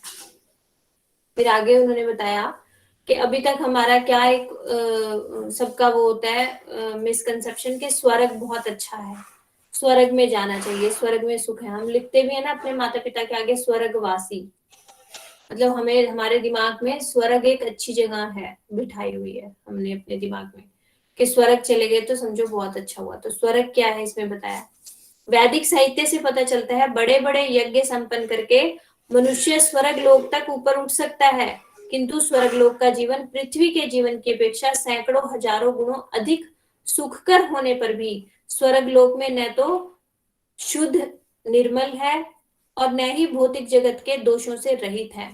जो दोष यहाँ पे है ना वो दोष वहां भी है, काम क्रोध मूल लोभ वहां भी हैं। सारे स्वर्ग लोक नश्वर हैं। जैसे प्रलय आएगी, यहाँ इस पृथ्वी के लोग खत्म होंगे, ऐसे स्वर्ग में भी प्रलय आती है, वो भी नश्वर है, उसकी भी आयु है। अतएव ये जीवन के लक्ष्य नहीं है, किंतु यह न तो कभी देखा गया है, न ही सुना गया है कि भगवान में उन्माद होता है। वहां पे भगवान की भक्ति नहीं हो सकती। फलस्वरूप तुम्हें अपने निजी लाभ तथा आत्म साक्षात्कार के लिए शास्त्रोक्त विधि के से अत्यंत अत्यंत भक्ति के साथ भगवान की पूजा करनी चाहिए। तो कह रहे हैं स्वर्ग जाने के लिए प्रयास भी मत करो, क्योंकि स्वर्ग जाने से फिर वापस आते हैं। क्योंकि स्वर्ग हम कब तक जाते हैं? जब तक हमारे पास पुण्य है। जैसे 5 स्टार होटल में हम कब तक रहते हैं? जब तक हमारी जेब में पैसे हैं। जैसे ही पैसे खत्म होते हैं वो बाहर फेंक देते हैं ना। इसी तरह समझो स्वर्ग जाने के लिए पैसे हमारे क्या है? हमारे पुण्य कर्म। जैसे ही हमारे पुण्य कर्म खत्म हुए वापस इस धरती पर फेंक दिए, और वहां तो जाके और बुरा हाल कि हम भक्ति भी नहीं कर सकते। वो भोग क्षेत्र है, वहां पे कर्म नहीं किए जा सकते। कर्म केवल और केवल इसी पृथ्वी पे आके किए जा सकते हैं। फिर आगे उन्होंने बताया कि दुख कैसे खत्म हो सकते हैं। इस भौतिक जगत में प्रत्येक भौतिकतावादी सुख का इच्छुक रहता है। ऐसा कोई व्यक्ति नहीं होगा जो ये कह दे कि मुझे दुख चाहिए, और अपना दुख कम करना चाहता है, अतः वह तदनुसार कर्म करता है, किंतु वास्तव में कोई कभी तभी तक सुखी रहता है जब तक वह सुख के लिए प्रयत्नशील ना हो। यदि हम सुख के लिए प्रयत्नशील ही ना हो तब तो हम सुखी रहेंगे। जो ही वह सुख के लिए कार्य प्रारंभ कर देता है त्यों ही उसकी दुख की अवस्था प्रारंभ हो जाती है।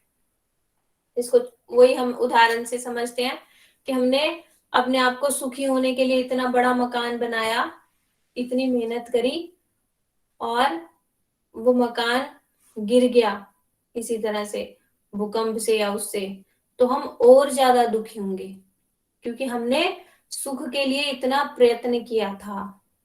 और वही यदि हमने छोटा सा घर बना के रखा हो, छोटी सी झोपड़ी में हम रह रहे हो, इतना प्रयत्न हमने ना किया हो सुखी होने का, और वो गिरे तो हमें दुख कम होगा। तो हरे कृष्णा, एक मिनट।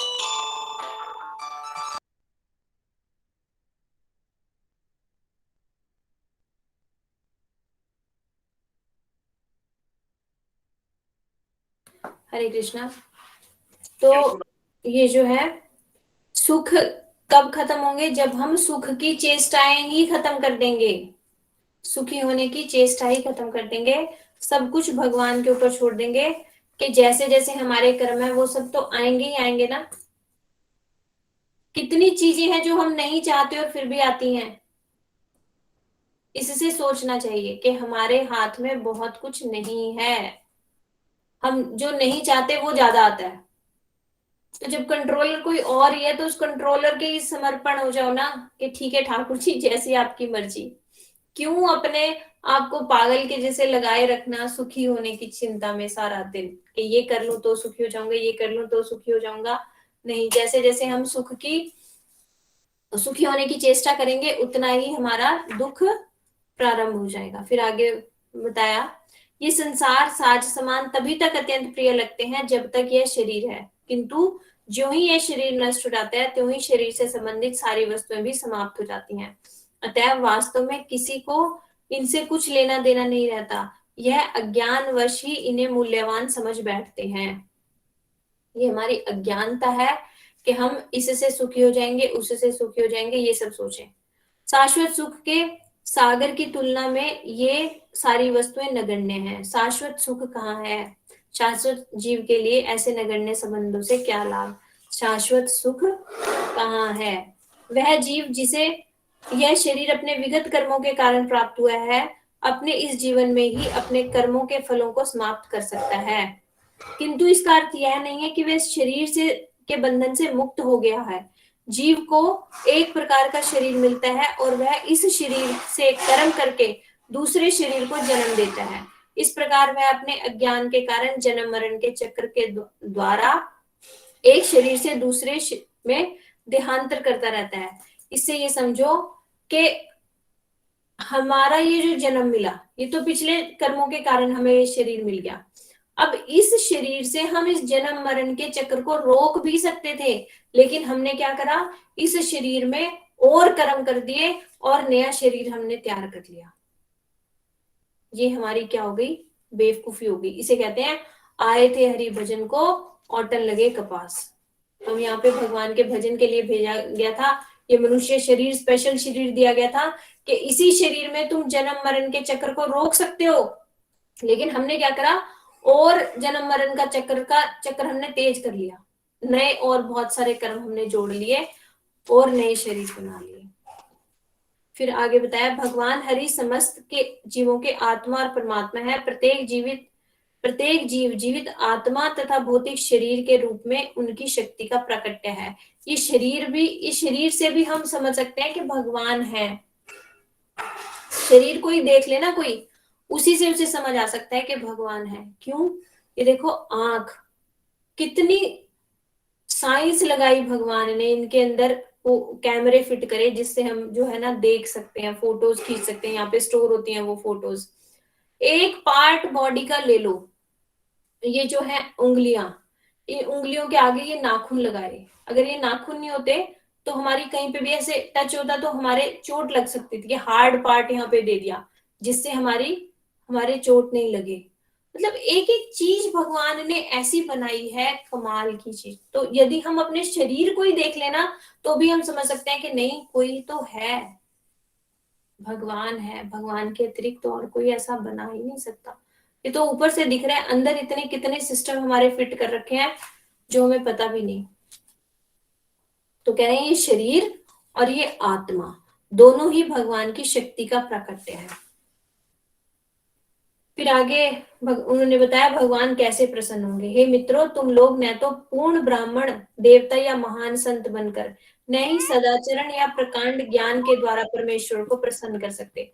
भगवान को ना तो ज्ञानी बन के प्रसन्न कर सकते हो, ना सदाचारी बन के प्रसन्न कर सकते हो। तो क्या कर सकते हो? इनमें से किसी भी योग्यता से भगवान प्रसन्न होने वाले नहीं। ना दान से, ना तपस्या से, ना यज्ञ से, ना शुद्धता से, ना व्रतों से उन्हें कोई प्रसन्न नहीं कर सकता। भगवान तो तभी प्रसन्न होते हैं जब मनुष्य उनकी अविचल अनन्य भक्ति करता है। अरविंद प्रभु जी, आपका माइक खुल गया। तो कह रहे हैं भगवान कैसे प्रसन्न हो सकते हैं? अनन्य भक्ति, एकनिष्ठ भक्ति, केवल और केवल एकनिष्ठ। एकनिष्ठ मतलब एक ही है और कोई नहीं। ऐसा नहीं कि तुम आज थोड़ा सा भगवान को भक्ति कर लो और कल फिर किसी और देवी देवता को कर लो, नहीं। केवल और केवल भगवान, एक निष्ठ, उस भक्ति से भगवान प्रसन्न होते हैं। फिर उन्होंने बताया, जिस तरह तुम सब अपने आप को देखते हो और अपनी देखभाल करते हो, उसी तरह समस्त जीवों में परमात्मा के रूप में सर्वत्र विद्यमान रहने वाले भगवान को प्रसन्न करने के लिए भक्ति स्वीकार करो। जैसे हम अपनी देखभाल करते हैं ना, बस बिल्कुल वैसे ही हमें भगवान की देखभाल करनी है। फिर आगे बताया,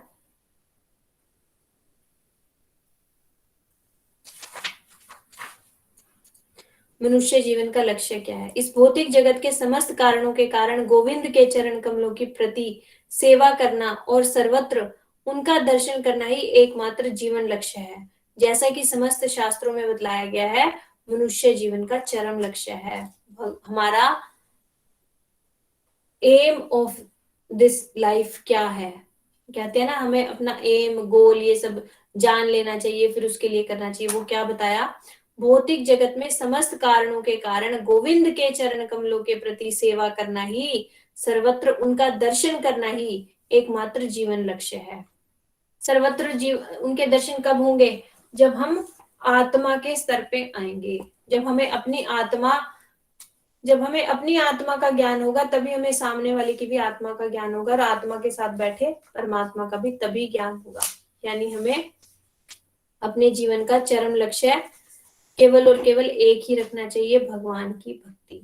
यहां तक उन्होंने कह के समाप्त किया। प्रहलाद महाराज जी ने अपने मित्रों को जीवन का चरम लक्ष्य बता दिया। ये हमारे लिए, हमें बताया चरम लक्ष्य क्या है। समस्त शास्त्रों में बतलाया गया है, मनुष्य जीवन का चरम लक्ष्य गोविंद के चरण कमलों के प्रति सेवा करना।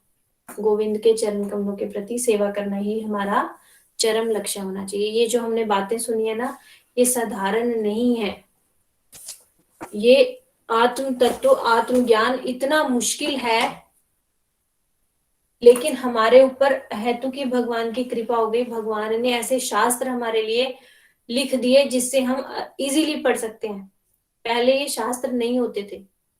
एक समय ब्रह्मा जी के पास इंद्र और असुरों के देवताओं की तरफ से इंद्र और असुरों की तरफ से विरोचन, ये दो गए और ब्रह्मा जी से बोले हमें आत्मज्ञान दे दो। ब्रह्मा जी ने क्या बोला, जाओ 25 साल तक ब्रह्मचार्य व्रत करो और गौओं की सेवा करो, जिससे तुम्हारा हृदय निर्मल होगा, तब तुम्हें आत्मज्ञान दूंगा। 25 साल तक उन्होंने कठोर तपस्या करी, गौओं की सेवा करी और फिर उसके बाद आए और बोले अब हमें आत्मज्ञान दे दो। तो उन्होंने बोला अपना ये शीशे में अपनी शक्ल देखो और जो तुम्हें शीशे में देख रहा है वही आत्मा है। तो उन्होंने शीशे में देखा, उन्हें तो अपनी शक्ल दिखाई दी।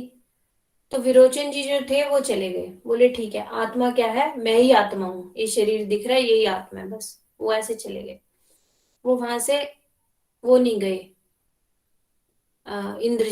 इंद्र वापस आ गए, बोले अगर मैं ही आत्मा हूं तो ये तो आत्मा तो मरती नहीं है, ये शरीर तो मरेगा मेरे सामने, तो जला दिया जाएगा, तो इसका मतलब तो ये तो रॉन्ग है।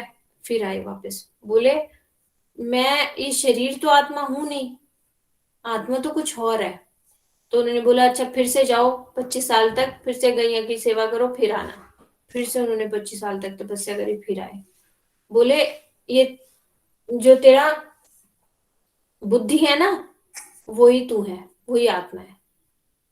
फिर वो चलने लगे, बोले बुद्धि, बुद्धि तो कभी स्थिर नहीं रहती, कभी कुछ बुद्धि तो खत्म भी हो सकती है, तो ये बुद्धि भी आत्मा नहीं है। वापस आए, फिर उनको बोला फिर 25 साल जाओ, फिर उन्होंने 25 साल, फिर बोले अच्छा मन, ये मन है ना तेरा यही आत्मा है।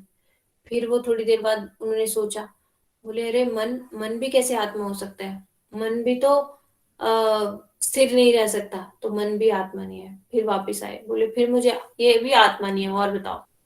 फिर उन्होंने और 25 साल तपस्या करवाई। इस तरह से उन्होंने 100 साल तक तपस्या करवाई, गौओं की सेवा करवाई, तब जाके उन्होंने बताया मन बुद्धि अहंकार से भी सूक्ष्म एक आत्मा है, भगवान का अंश है।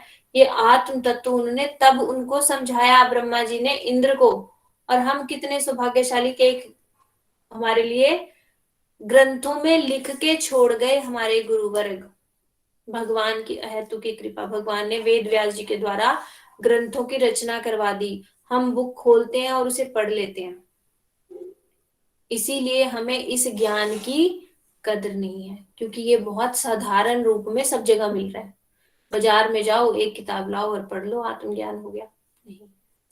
ये बहुत बहुत बहुत गूढ़ रहस्य है, ये ऐसे पढ़ के समझ आने वाले नहीं है। इसके लिए हमें वही जो पहले कहा था चिद अनुशीलन करना पड़ेगा, इसके लिए भगवान से ही नाक रगड़नी पड़ेगी। जैसे भगवान ने कहा ना, जिसे मैं जनवाना चाहूं, जिसे मैं जनवाना चाहूं वो ही मुझे जान सकता है। तो इसी तरह ये जो आत्मज्ञान है, ये जो भगवान का ज्ञान है, कि हमें ऐसे ही मिल जाएगा, जिसे भगवान देना चाहे उसे ही मिलेगा। तो भगवान के चरणों में ही नाक रगड़नी पड़ेगी।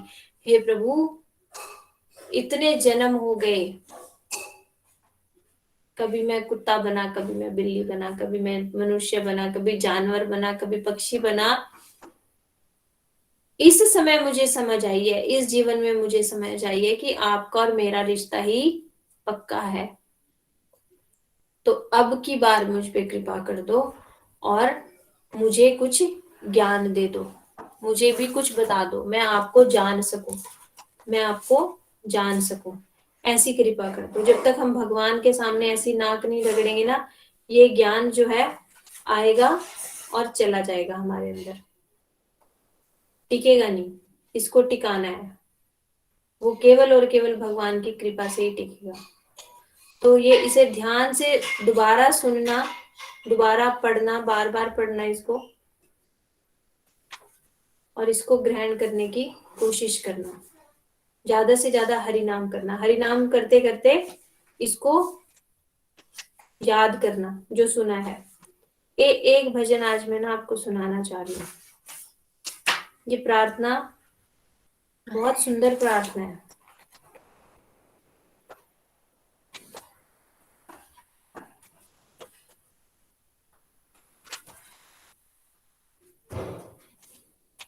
आपका कुछ किसी का प्रश्न है? हरे कृष्णा, आप अनम्यूट करके कोई प्रश्न पूछ सकते हो, इतने मैं ये ढूंढ रही हूँ कहाँ है मुझे। हरे कृष्णा दीदी, हाँ जी। कुछ कहते हैं कि पात्रता होने पे गुरु प्राप्त होता है, क्या ये सत्य है? पात्रता कैसे आएगी और कब होगा ये सब? पात्रता, इसमें ये देखो, जब हमारे अंदर आतुरता, पात्रता नहीं आतुरता, जब हमारे अंदर आतुरता आएगी ना, आज ही गुरुजी का एक कोट आया ना, गुरुजी ने उसमें यही लिखा है कि जो जितना आतुर भाव से पुकारेगा, ठाकुर जी से बोलेगा कि मुझे कोई शुद्ध वैष्णव भिजवा दो जो मैं आप तक आ सकूं, क्योंकि हम भगवान तक जाने का रास्ता हमें नहीं पता। भगवान तक जाने का रास्ता कोई वही व्यक्ति बता सकता है जो वहां पे रह रहा हो भगवान के साथ, और जो भगवान के पास से आया हो, वही हमें भगवान के पास ले जा सकता है ना।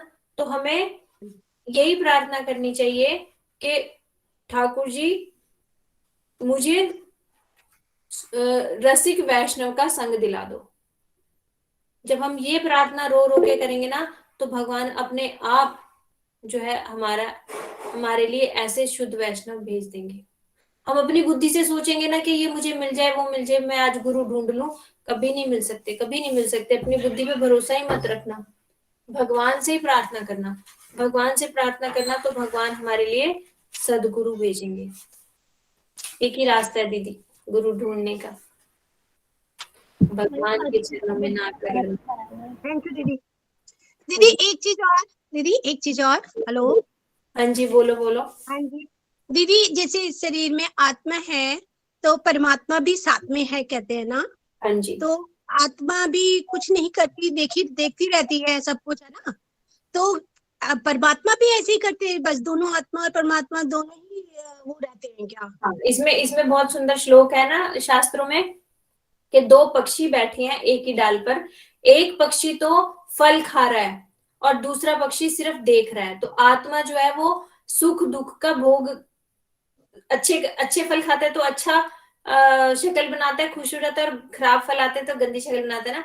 तो आत्मा सुख दुख को भोग रही है, देख रही है, और परमात्मा सिर्फ साक्षी रूप में बैठे हैं। परमात्मा कुछ नहीं कर रहे, आत्मा सुख दुख भोग रही है। वैसे आत्मा से मतलब नहीं है सुख दुख का, हाँ जी, क्योंकि हाँ जी। आत्मा तो चिन्मय है, आत्मा कभी चिन्मय मरती है। नहीं। लेकिन आत्मा इतनी ज्यादा एब्जॉर्ब हो चुकी है, आसक्त हो चुकी है इस शरीर में कि आत्मा अपने आप को शरीर समझे बैठी है, और फिर शरीर के सुख दुखों को अपना सुख दुख समझ के रो रही है और हंस रही है। इसलिए हाँ आत्मा, जिस दिन समझ आ गया कि अरे मैं तो ये हुई नहीं, उस दिन आत्मा का सुख दुख कुछ नहीं होगा। ठीक है दीदी? हाँ जी दीदी, थैंक यू दीदी। और किसी का कोई? हरे कृष्णा भैया। हरे कृष्णा दीदी। दूसरा दीदी पहले पूरा दीजिए। मैं क्या आत्मा भी आसक्त होती है, हो सकती है, बल्कि आत्मा तो परमात्मा का अंश है, भगवान का अंश है, और भगवान किसी से आसक्त नहीं है, तो फिर आत्मा कैसे शरीर से आसक्त होती है? हाँ, क्यों? क्योंकि हमारे जो जीवात्मा बनी है ना, वो जीव शक्ति से बनी है। जो जीवात्मा हम है, बद्ध जीव जो है, वो जीव शक्ति से बने हैं। और जीव शक्ति क्या है? तटस्थता शक्ति है। हम चिन्मय जगत में जाने लायक भी हैं और जड़ जगत में आसक्त होने लायक भी हैं। तो हमारी आत्मा इस समय बद्ध हुई है, माया ने उसको जगड़ा हुआ है। समझो बिल्कुल वैसे ही जैसे एक व्यक्ति के अंदर भूत आ गया। आप अपना माइक बंद करके रखो। एक व्यक्ति के अंदर एक व्यक्ति के अंदर भूत आ गया, अभी तक वो स्त्री है, और भूत आ गया पुरुष का, तो वो क्या क्या पुरुष की आवाज में बोलने लग जाएगा, और वो स्त्री होते हुए भी। और उसने कभी भी मीठा खाया नहीं, उसको मीठा अच्छा नहीं लगता, और उस समय वो कहेगा जलेबी लाओ, मीठा लाओ, है ना? मतलब जो वो है उससे विपरीत कर्म करने लग जाता है। तभी समझ आता है ना, अरे कुछ तो गड़बड़ है, तो ऐसा नहीं था, ये तो अलग बिहेव कर रहा है, इसका मतलब इसे भूत ने पकड़ लिया है। और वो भूत जैसे ही निकल जाएगा, वो वापस तो हमारी आत्मा इस समय माया रूपी भूत ने पकड़ी हुई है, जो अपने आप को मतलब जो हम हैं, जो चिन्मय है, जो हम अनासक्त हैं, वो सब हमारा खत्म हो गया। हम क्या समझ रहे हैं, अपने आप को शरीर समझ रहे हैं, और हम मर जाएंगे और हम जी जाएंगे, और ये शरीर मेरा और ये पुत्र मेरा, ये सब इसलिए हम ऐसे हैं। ठीक है दीदी? जी मैया। हाँ, हरे कृष्ण मैया। अब मेघा दीदी बोलो। हरे कृष्णा दीदी। जी दीदी, हरे कृष्णा। दीदी, ये तो जर्नी बहुत लंबी है, अभी तो हमने स्टार्ट करी है, इसको तो बहुत टाइम लगेगा। उत्साह, मैं तो निश्चय, यही सोच रही हूँ तब से। उत्साह, निश्चय, धैर्यात, ये 3 गुण लेके ही चलने पड़ेंगे। गुरु जी कहते थे करोड़ों जन्म भी लग जाए ना तो समझना कम है, चिंता मत करो, बस चलते चलो, चलते चलो, चलते चलो, कोई बात नहीं। हमने जी दीदी, लक्ष्य इतना बड़ा, आपका संग रहा तो चलेंगे। हाँ सभी एक साथ हाथ के चलेंगे, तभी तो हमने इतना बड़ा ग्रुप बना लिया कि एक दूसरे का हाथ पकड़ के चलेंगे, खींच खींच के। हरी बोल। ठीक है, अरविंद प्रभु जी आप बोलिए। हरे कृष्णा दीदी। हाँ जी प्रभु जी। दीदी मैं ये कह रहा था कि आपकी मैंने तीनों क्लासें सुनी, मैंने जो है बहुत अच्छी लगी। और उनका जो प्रभाव है, उनका प्रभाव मेरे ऊपर ठीक वैसे ही रहा जैसे कोई, जैसे हम परफ्यूम होता है ना, परफ्यूम परफ्यूम को कोई आदमी लगाता है अपनी शरीर पे, तो उसका प्रभाव कुछ समय तक रहता है, 1 दिन तक या कुछ घंटे तक। ठीक वैसे ही रहा मेरे ऊपर, लेकिन वो जो है स्टेबल क्यों नहीं हो पाता है? हाँ, इसमें इसमें हमारे पूज्यपाद श्रीधर महाराज जी बहुत अच्छे से हमें एग्जाम्पल से समझाते थे। ये हमेशा सारे सबके सब ये याद रखना, ये एग्जाम्पल बोले कि एक रस है और एक छलनी है जिसमें बहुत सारे छेद हैं। उस छलनी में रस हम कैसे स्टोर करके रख सकते हैं, सेव करके रख सकते हैं? बताओ कैसे सेव करेंगे, कैसे छलनी में रस रखेंगे? बताओ दीदी कोई। दीदी मैं बताऊं? नहीं तुम नहीं बताओगी, तुम्हें पता है। और कोई बताओ, उस छलनी में रस हम कैसे रखेंगे? गुड़ बनाकर। नहीं। दीदी रस को जमा कर। नहीं नीचे हरे गूदा कृष्णा रख दो। है। हरे कृष्णा दीदी। हाँ नीचे जी, गूदा रख देंगे। दीदी उसमें वो बिछा देंगे पॉलीथीन नीचे। हरे कृष्णा। छलनी को दीदी रस में ही डुबो के रखेंगे हमेशा। हाँ ये भी देखो, ये पूज्य बात श्रीधर महाराज जी की शिष्या बोली। अनुराधा दीदी भी यही बोलती, यदि हम उस छलनी को रस के अंदर ही डुबो देंगे तब उसमें रस होगा ना। वो तो जब रस ऐसे छलनी बाहर निकालेंगे तभी तो रस निकलेगा। उसको हमेशा ऐसे डुबो के रखो। ये मैंने महाराज जी से, मेरे ख्याल मुझे लग रहा है 10-15 साल पहले ये बात सुनी थी मैंने, और मैंने इस बात पे अमल किया।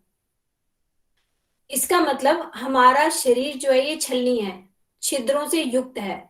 इस कान से सुनते हैं, इस कान से निकल जाती है, इस कान से सुनते हैं, इस कान से निकल जाती है। तो क्या करें, इस शरीर को हरि कथा में डुबो देना है। मतलब हमें हरि कथा डेली सुननी है। एक दिन तो असर रह देगा ना, एक दिन नहीं तो आधा दिन रहता है तो शाम को फिर सुन लो। जितने घंटे हमारे असर रहता है उसके बाद हमें दोबारा डोज, जैसे दवाई होती है ना, लेनी ही चाहिए, तभी रोग दूर होएगा ना। इसी तरह कथा में ही कथा को ही अपना जीवन बना दो। मैंने केवल और केवल अपने गुरुदेव को सुना है। मैं वो क्या आता था पहले, आई बोर्ड शायद उसको बोलते हैं, वो उसमें अपने गुरुजी के सारे लेक्चर्स मैंने भरवा लिए थे, और वो कान में लगा के ही रहती थी मैं। कोई काम करना घर का, वो कान में लगा के सुनते सुनते सुनते सुनते, मतलब बहुत सुना है मैंने, तब जाके कहीं टिका है। ये मेरे जीवन का अनुभव है। मैंने पूज्यपाद श्रीधर महाराज जी की कथा से ये सीखा था। उन्होंने बताया था कि इस छलनी को रस में ही डुबो दो। तो हरि कथा को प्रभु जी परफ्यूम जो है ना दोबारा लगाना पड़ता है ना, जैसे जब आपको पता चले कि हाँ परफ्यूम खत्म हो गया दोबारा लगा, तो इसी तरह से दोबारा हरि कथा सुन लेना प्रभु जी। जी ठीक है प्रभु जी। धन्यवाद, धन्यवाद दीदी, बहुत बहुत धन्यवाद आपका। हरि बोल। और किसी का कुछ प्रश्न? और किसी हरे का कोई? हरे हाँ कृष्णा जी, दीदी। हाँ जी, बोलो दीदी। दीदी जैसे हम कथा भी सुनते हैं, हर समय सुनते हैं और हरि नाम भी करते हैं, लेकिन उसके बाद भी मतलब उसका मनन नहीं कर पाते। जैसे मान लो बैठे हैं और सोचें कि आज हमने क्या सुना, फिर भी उस बारे में मतलब दिमाग जो है ना, फिर वो संसार की तरफ ही भागता है। तो ऐसा क्यों है? दीदी इसमें ये देखो, हम ना जहां अपनी एनर्जी देंगे ना, जहां जितना टाइम ज्यादा देंगे हमारा मन वहीं भागेगा। अभी हमें संसार से अपने मन को धीरे धीरे धीरे सिकोड़ना है और हरि कथा में देना है और हरि नाम में देना है, उसको बार बार सुनना है और ठाकुर जी से नाक भी रगड़नी है कि ठाकुर जी आप कृपा करोगे। जैसे भगवान ने वही समझाया कि जिसको मैं चाहूंगा वो मुझे जान सकेगा ना, तो जिसको भगवान की कृपा होगी वही ये जो है हरि कथा को धारण कर पाएगा। और धारण किए बिना तो दीदी कुछ चलेगा ही नहीं ना। जब तक हम अपने अंदर धारण नहीं करेंगे इस हरि कथा को, आचरण में नहीं लाएंगे, हर समय याद नहीं हमें रहेगी, तो फिर कैसे कैसे हम मतलब हमारा उद्धार कुछ हो ही नहीं सकता। इसे तो याद रखना पड़ेगा। नहीं, जैसे दीदी याद भी रहती है सब कुछ, लेकिन फिर भी जो मन है ना, लेकिन फिर भी पता नहीं कहाँ कहाँ, जैसे हरि नाम भी करो तो भी पता नहीं इधर उधर भागता ही है, कितना भी चाहे सोचो कि ना इधर उधर जाए। प्रार्थना करनी पड़ेगी दीदी, प्रार्थना करते करते एक दिन आएगा। और जो है ये प्रश्न एक बार हमारे गुरुजी से एक ब्रह्मचारी ने पूछा था कि मुझे मठ में आए बहुत साल हो गए, लेकिन अभी तक भी मेरा मन स्थिर नहीं हो पा रहा और संसार नहीं झूठ पा रहा। तो गुरुजी ने बोला संसार को कितने साल दिए? उन्होंने बोला 30-40 कुछ दिए होंगे, 30-40 के बाद मठ आए होंगे ना। और मठ को कितने दिए? बोले 5 साल। तो बोले जितने संसार को साल दे के आए उतने तो दे के देखो।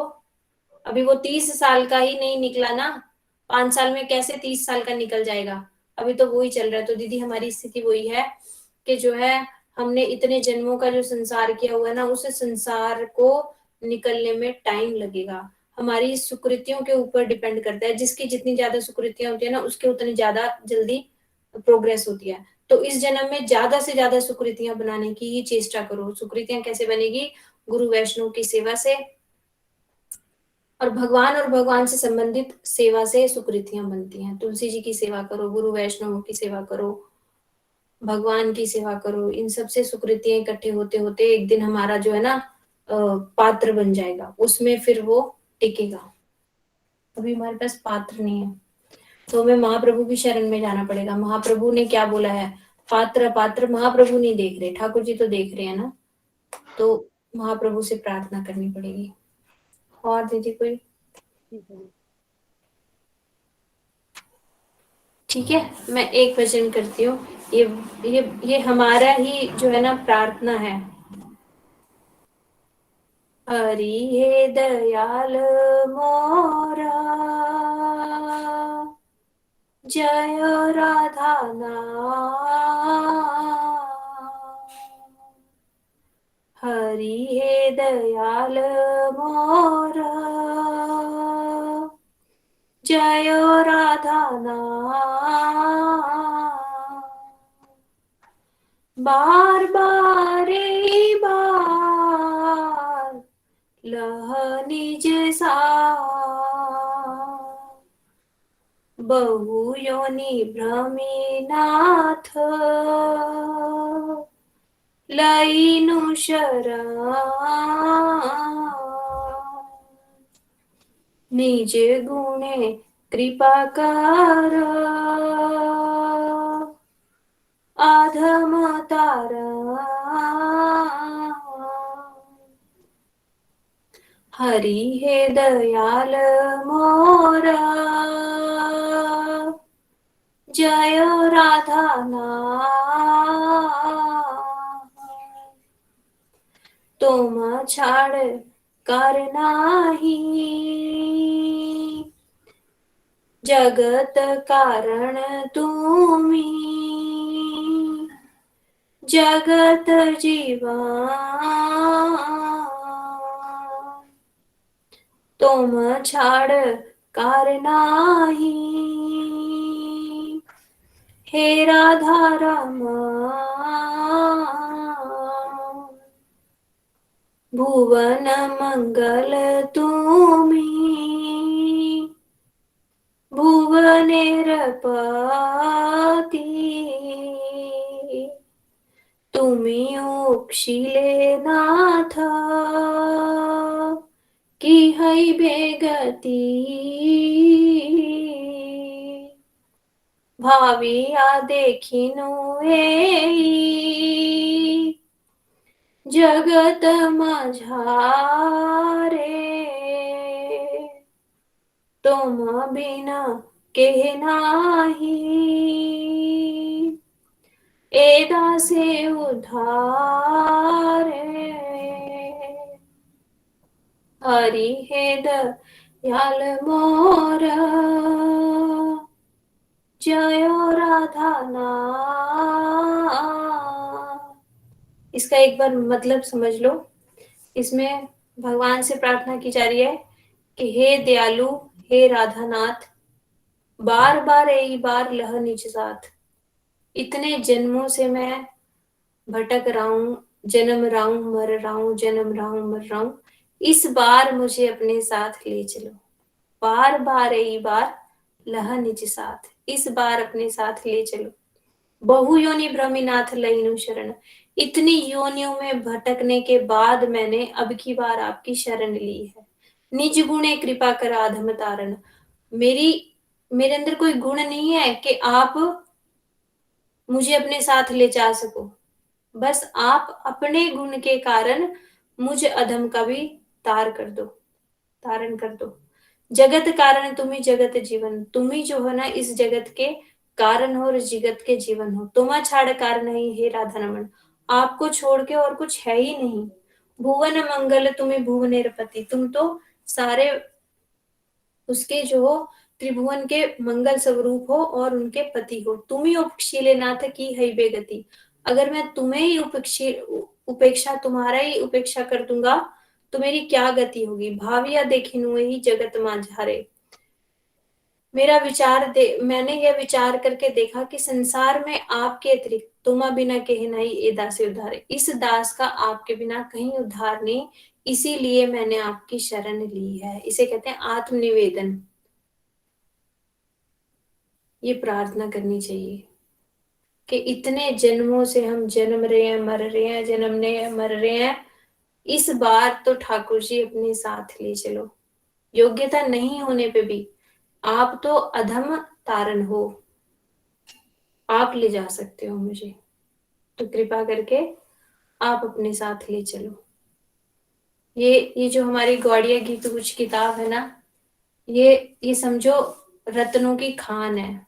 इसमें एक ऐसा